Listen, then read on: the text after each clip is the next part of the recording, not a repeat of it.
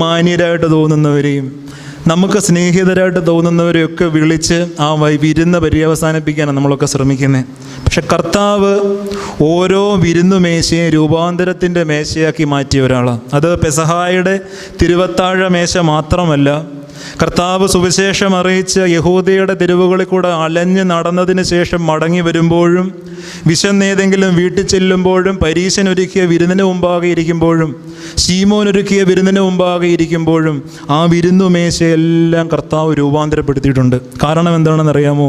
അവിടെ വലിപ്പ ചെറുപ്പങ്ങളില്ല, സൗന്ദര്യമുള്ളവനെന്നോ ഇല്ലാത്തവനെന്നോ ഉള്ള വ്യത്യാസമില്ല, വിദ്യാഭ്യാസം ഉള്ളവനെന്നോ ഇല്ലാത്തവനെന്നോ ഉള്ള വ്യത്യാസമില്ല, കുടുംബമഹിമയുള്ളവനെന്നോ ഇല്ലാത്തവനെന്നോ ഉള്ള വ്യത്യാസമില്ല. സകല മനുഷ്യരും, അംഗഹീനരും കണ്ണുനീരനുഭവിക്കുന്നവരും ഒക്കെ കർത്താവ് ഒരുക്കുന്ന വിരുന്നുമേശയുടെ ചുറ്റുമുണ്ട് എപ്പോഴും.